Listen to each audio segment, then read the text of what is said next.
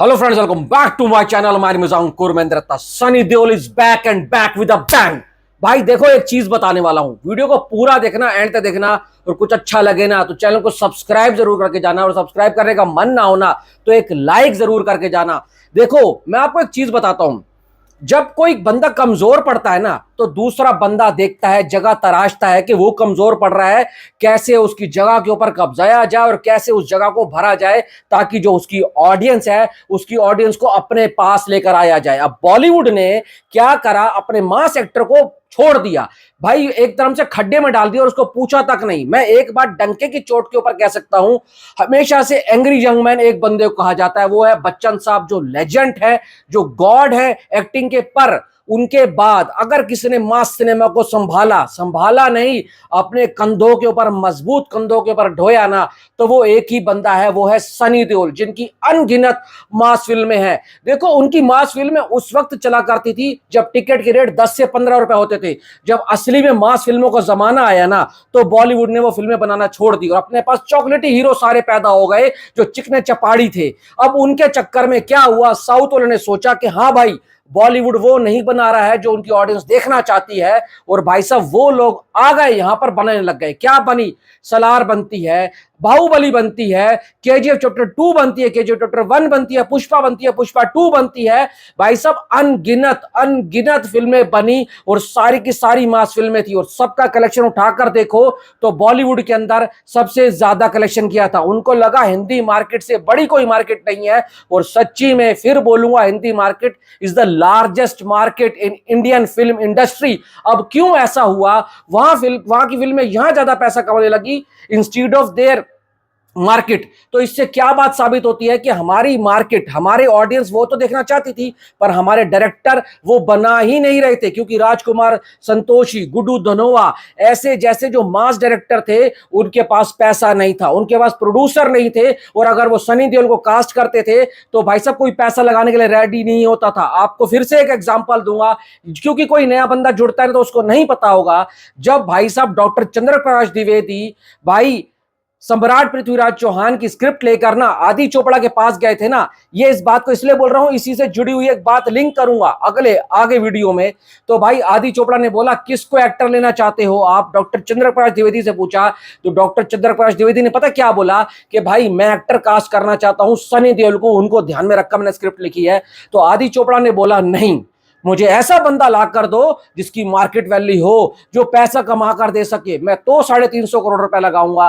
वो अक्षय कुमार को लेकर आते और फिल्म 40 से 50 करोड़ में ढेर हो जाती है। अब सोचो भाई, सोच कर देखो, अगर सम्राट पृथ्वीराज चौहान सनी देओल करते और उनके हिसाब से स्क्रिप्ट के ऊपर काम होता तो क्या लगता है वो ढेर होती?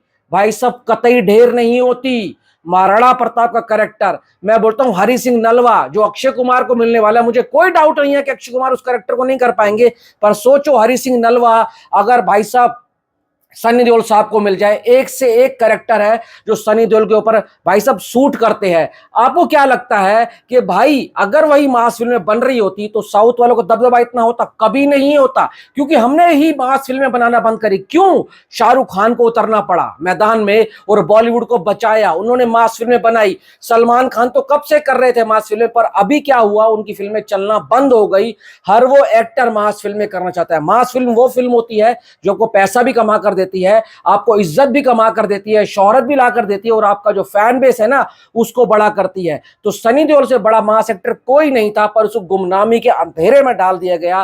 थैंक्स टू अनिल शर्मा की गदर लेकर आए, गदर से वो बेल्ट दोबारा जागी, और अब जाट आज 40 करोड़ करने वाली है, मतलब कि 14 हो जाएगा और 14 के वो 40 करोड़ करेगी। ये 40 करोड़ 40 नहीं है सिर्फ, ये 400 करोड़ के बराबर है, क्योंकि आज अभी तुम एक्स के ऊपर जाओ, ट्विटर के ऊपर जाओ और हैशटैग जाट लिखो और लेटेस्ट के ऊपर जाओ, तुम्हार को ना इस वक्त इंडस्ट्री के बड़े से बड़े डिस्ट्रीब्यूटर, बड़े से बड़े प्रोड्यूसर, उनके ट्वीट देखने को मिलेंगे, और ऐसे ऐसे ट्वीट कर रहे हैं ना कि आपके रोंगटे खड़े हो जाएंगे। वो ये कह रहे हैं कि मास बेल्ट जाग चुकी है और सनी पाजी फॉर्म में आ चुके हैं। ये सब चीजें जब हम देखते हैं ना तो छाती चौड़ी हो जाती है, और ये बंदा वापसी कर रहा है। उनके नाम बताता हूं, Rohit Jaiswal, PVR cinema tweet कर रहा है भाई साहब, सुमित कडेल, तरह दर्श, भाई साहब रोहन मल्होत्रा। अब रोहन मल्होत्रा कौन है?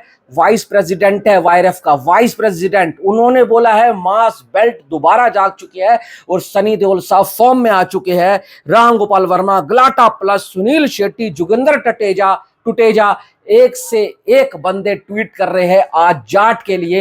ये सिर्फ 14 करोड़ नहीं आ रहा, 140 करोड़ की जनता है जो ऐसा सिनेमा देखना चाहती है और वो थिएटर्स के अंदर सेलिब्रेट कर रही है। क्यों हम वो सिनेमा बनाना भूल गए, इस बात की गारंटी देता हूं, अगर इस एक्टर को ढंग से कोई प्रेजेंट कर दे, उसका स्क्रीन प्रेजेंस ढंग से कर देना, तोड़ के रख देगा बॉक्स ऑफिस को, तोड़ के। इस बंदे में वो दम है, क्योंकि ये जब दहाड़ता है ना तो विलनों का पेशाब निकल जाता है, टट्टी निकल जाती है। इस बंदे में वो बहादुरता है। मैं आपको एक बात बताता हूं, आज के बच्चे भाई साहब देख रहे हैं पुष्पा को देखकर बड़े हो गए, केजी चैप्टर 2 को देखकर बड़े हो गए। उनसे पूछो जिद्दी देखी है, उनसे पूछो घायल देखी है, उनसे पूछो घातक देखी है, उनसे पूछो सलाखें देखी है, उनसे पूछो अर्जुन पंडित देखी है, उनसे पूछो भाई साहब तहलका देखी है, उनसे पूछो भाई साहब गदर देखी है, गदर 2 देखी है?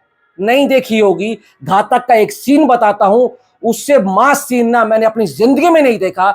जब उसके बाप को, अमरीश पुरी साहब को, वो डैनी जो है कुत्ता बनाता है और कुत्ते की तरह उसको ऐसे करता है, ऐसे करता है। वो सीन देख कर ना हर एक बंदा रोया था और जो थिएटर में बैठा था ना वो बोल रहा था तूने इसके बाप को कुत्ता तो बनाया, तेरी मां बहन करेगा ये। और वो जो पेलता है, सातों को एक साथ मारूंगा कातिया, और वहां जो सीन होता है ना, रोंगटे खड़े हो जाते हैं। मेरा जब जब मन करता है ना घातक दोबारा देखता हूं और उस सीन पर ले जाता हूं।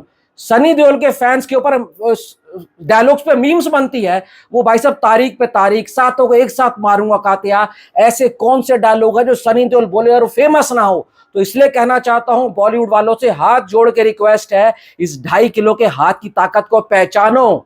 ये तुम्हार को जिंदा करवा सकता है, तुम्हार को वापिस लेकर आ सकता है। जो बॉलीवुड अपनी साख खो चुका था ना, उस साख को इस बंदे में दम है। हम शाहरुख खान पे पैसा लगा रहे हैं, अच्छी बात है, शाहरुख खान ने बॉलीवुड की वापसी कराई है।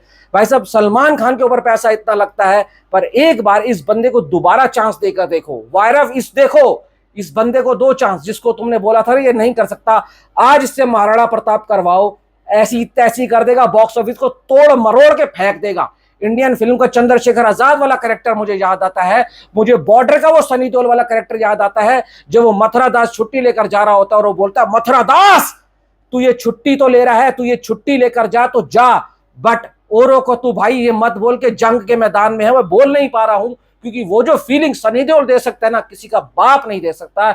इसलिए बोलूंगा ये सिर्फ जाट नहीं है, ये सबका बाप है, मासिस का बाप है, सिंगल स्क्रीन का बाप है। आज सिंगल स्क्रीन में सेलिब्रेशन देख रहे हो कैसे हो रहा है, किसी को घंटा परवाह नहीं है कि क्या है, बस वो नाच रहे हैं, झूम रहे हैं।